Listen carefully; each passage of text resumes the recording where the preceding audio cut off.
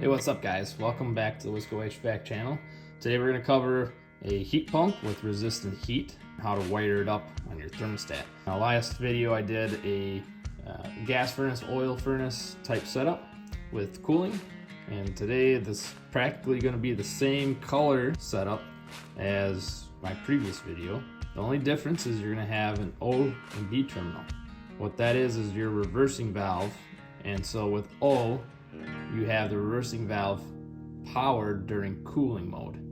The reason for that is, let's say your outdoor temperature gets to 35 degrees outside, you're not going to want that reversing valve coil to fail for some reason and then not be able to heat your home.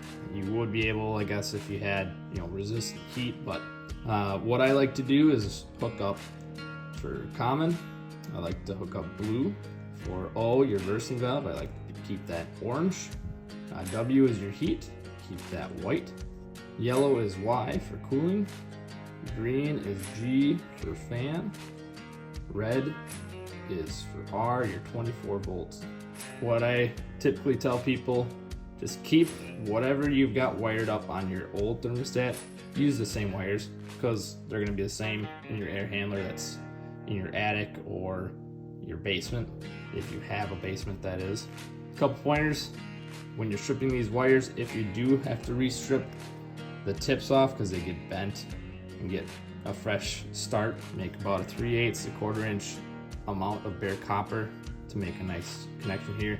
That way you're not also putting too much copper exposed and having the possibility of a short.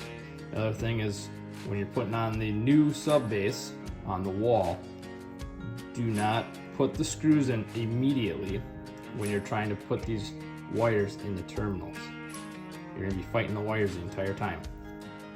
So make sure you hook up the wires to the terminals first, and then you put the sub base on the wall. Now for a heat pump style setup, you're going to have typically an 18/8 or 18/10 thermostat wire. 18 is the gauge, and then the second number is the amount of wires that is contained inside. So this one has 10. You're going to need 6 wires for a heat pump with resistant heat.